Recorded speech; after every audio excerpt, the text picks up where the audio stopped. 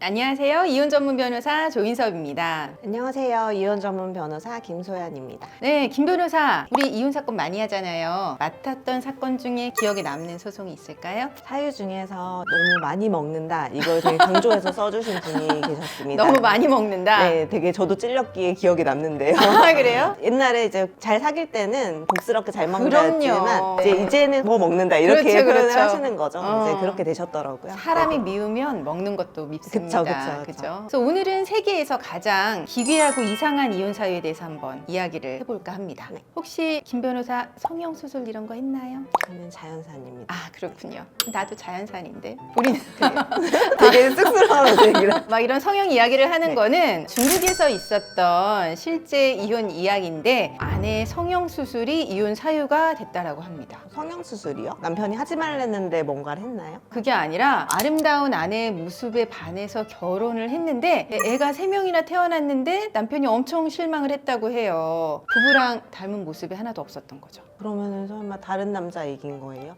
그거는 아니고 엄마가 성형수술을 했었다라고 하는 거죠. 성형수술 비용만으로 엄청난 돈을 썼다고 하네요. 1만 불 정도? 굉장한 반전이 있긴 하네요. 어. 근데 그러면은 태어난 아기가 성형 전에 엄마 얼굴을 닮았던 그런 케이스인가 봐요. 근데 사진들 보면은 아빠도 굉장히 잘생긴 것 같은데 아빠도 네. 어쨌거나 아빠 입장에서는 엄마가 미인이라 결혼을 했는데 이제 성형수술을 했다는 걸 알았고 그래서 부인이 이제 거짓말을 했다라고 하는 걸로 이혼을 하기로 결정을 한 거죠. 네. 뭐 요새는 워낙 많이 하시고 하기 때문에 그거 네. 자체가 뭐 이혼 사유가 될까 이런 생각은 하긴 하는데 네. 좀 그 정도가 심해져서 비용을 너무 많이 들이신다거나 중독 수준으로 맞아요, 계속 하셔서 맞아요. 혼인 생활에 문제가 생길 정도면 이혼 사유가 될 수도 있겠다 이런 생각을 하고 있어요. 그렇죠. 그리고 이제 남편이랑 사이 안 좋은데 막 가서 성형수술하고 막 이런 거 약간 다른 이성이 있는 거 아닌가?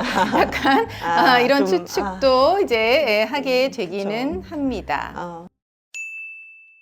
네, 어쨌거나 이제 이번 사연은 영국으로 이제 날아가는데요. 아내 불륜을 의심하던 남편이 이것 때문에 이제 증거를 확보했다고 합니다. 힌트는 동물인데 어떤 동물이었을까요? 집에서 강아지 아닐까? 강아지? 강아지가 막 바람남이 오면은 막 막 짖어? 짖고 막 반가워하거나 꼬리를 흔들거나 막 이러는 거 아니었을까? 아닙니다. 앵무새입니다. 생각지도 못한 동물인가요? 앵무새 뭐 약간 상상은 가는데요. 그쵸, 맞을까요? 상상은 네네네. 가죠. 그 남편이 일 때문에 4개월 정도 집을 비우는 일이 있었는데 그때마다 아내가 게리라고 하는 남자를 집으로 불러들여서 외도를 한 겁니다. 근데 이 모든 정황을 앵무새가 보고 있었던 거죠.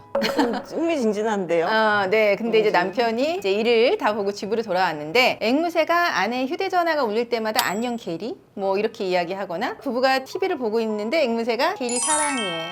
그러니까 그 남자 이름이 게리였던 게리. 거군요. 남편은 게리가 아닌데. 그렇죠. 남편은 철수인데 네. 자꾸 용식이 사랑해, 용식이 사랑해 막 이런 거죠, 그죠? 앵무새가 말을 따라하는 거는 진짜 많이 알기는 하지만은 좀 생활이 좀 조심스러워지실 것 같다는 생각도 들어요. 이제. 그렇죠. 처음에는 부인이 아니다. TV나 라디오에서 나오는 거를 이제 앵무새가 따라한 거다. 그래서 앵무새의 대화는 처음에는 증거로 인정이 안 됐고요. 나중에 이제 남편분이 부인의 부정행위 현장을 잡았다라고 합니다. 그래서 결국 이혼이 됐다라고 합니다. 네. 네. 김 변호사도 SNS 하나요? 저는 거의 안 합니다. 거의 옛날 싸이월드 시대에 멈춰 있어요. 싸이월드 최근에 그것도 시계. 복구를 했어요. 싸이월드 그래요? 복구하는 거. 싸이월드? 네네네. 근데 요즘은 우리가 이제 이혼 사유 뭐 증거도 확보하고 이러다 보면은 SNS 이야기가 굉장히 많이 나와요. 그쵸. 이번 사건은 텍사스주에서 한 여성과 남성이 결혼식을 했는데요. 근데 결혼 2개월 만에 아내가 이혼을 하자고 했어요. 2개월이요? 너무 빠른데 뭔가 엄청 큰 잘못했나 봐요. 남편이 결혼 후에 SNS에 상태를 결혼했다라고 바꾸지 않았다. 그래요? 네. 그게 다라요. 그게. 아니 뭐 그건가 보죠. 이렇게 결혼 뭐 연애하고 있음 막 이렇게 해가지고 그럼 상태 메시지 바꾸는 거. 영국의 이혼 전문 변호사에 따르면 7쌍의 이혼 부부 중에 1쌍 정도는 SNS의 영향을 받은 커플이라고 해요. 소셜 미디어를 통해서 배우자의 과거나 다른 불합리한 행동을 검색하는 사람들도 또 많이 늘어나고 있는 추세이긴 하고요.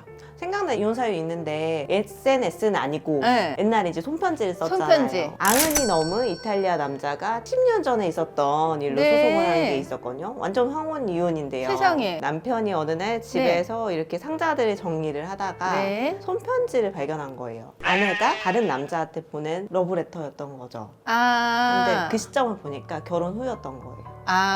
근데 그거는 70년이 지난 일인데 대한민국 법에 의하면 부정행위는 안 날로부터 6개월, 있은 날로부터 2년 이내에 제기해야 되는데 이거는 실제로 이게 이혼 소송으로 되면은 가능할까요? 있은 날로부터는 이미 지났잖아요. 이미 굉장히 많이 70년이 지났기 지났는데. 때문에 네. 이제 좀 그러긴 한데요. 뭐 아내가 용서가 되지는 않으셨던 거죠. 네. 근데 뭐 그게 거기 있었으면 근데 보내진 않은 그렇죠. 거, 보내진 내가 않은 썼다가 거죠. 보내진 않은 거잖아요. 어. 근데 남편이 그걸 나중에 알게 되면은 그 신감이 느껴지기는 좀 했을 것 배신감은 같아요. 느껴지긴 했겠죠. 근데 네. 이제 그 정도 연세면 이제 모든 걸 다 훌훌 터실 수도 있는 연세여야 되는 거 아닌가 약간 이런 생각도 들기는 하네요. 네, 오늘 세계의 독특한 이혼 사유에 대해서 이야기해봤는데 어땠나요? 저는 약간 영감을 받았어요. 영감? 이런 사유로 이혼을 또 청구할 수가 있구나 이런 생각을 해서 네. 이혼 전문 변호사로서 그렇습니다. 경험의 세계를 네네네, 넓힌 네네. 그런 영감을 받았습니다. 네, 소송에서 잘 저의 활용하는 걸로. 말고